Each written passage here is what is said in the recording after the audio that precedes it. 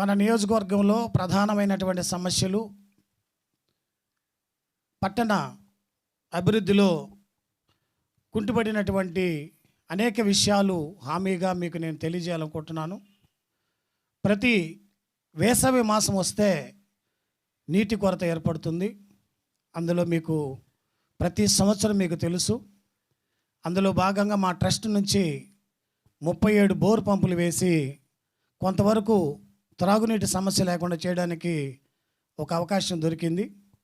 అదే ఈ ఎలక్షన్లో నేను మీ ముందు వచ్చి గెలిచినట్లయితే తప్పనిసరిగా ప్రతి ఇంటికి కుళాయి వేపించి నీటి కొరత లేకుండా చేస్తానని హామీ ఇస్తున్నాను. అదేవిధంగా పట్టణ ట్రంక్ రోడ్డు, ప్రధానంగా మనకు ట్రంక్ రోడ్డు తప్ప పట్టణ అభివృద్ధులు ఎక్కడ కూడా ఏమీ డెవలప్మెంట్స్ కనిపించవు. ఆ పట్టణ అభివృద్ధి కూడా అంతంత మాత్రంగానే ఉంది.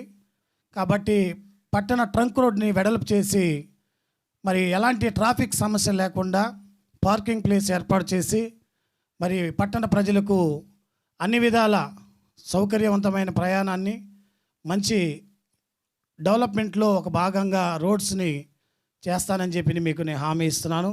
అదేవిధంగా కావలి నియోజకవర్గంలో మరి ముఖ్యంగా మన పెద్దపవన్ రోడ్డు బ్రిడ్జిస్ ఆగిపోవడం అనేది మనం చూస్తూ ఉన్న 10 సంవత్సరాల పైబడి ఏ ఎమ్మెల్యే కూడా ఇంతవరకు ఆ యొక్క పనిలో ముందుకెళ్ళిన పరిస్థితులు లేవు.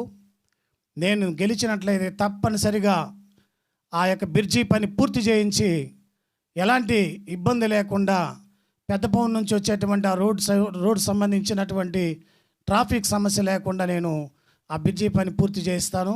నాకు ఎలాంటి వ్యాపారాలు లేవు, కేవలం ప్రజలకు సేవ చేయడం తప్ప నాకు వేరే పనులు లేదు. కాబట్టి మీరు సేవ చేసే వాళ్ళకు ఓటు వేయండి.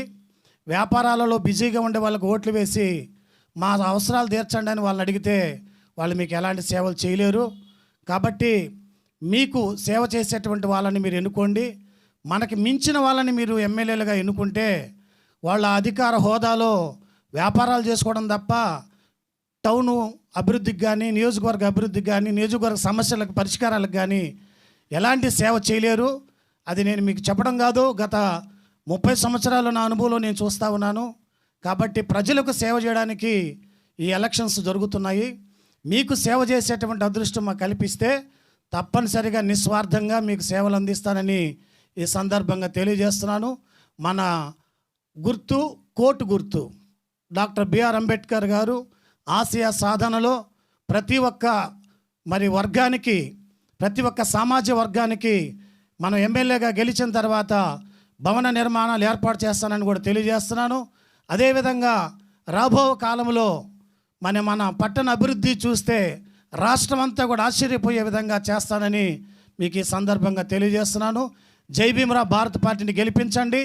మన రాష్ట్ర అభివృద్ధిలో మీరందరూ భాగస్వాములు కావాలని కావలి నియోజకవర్గ ప్రజలకు జై భీమ్ తెలియజేసుకుంటున్నాను.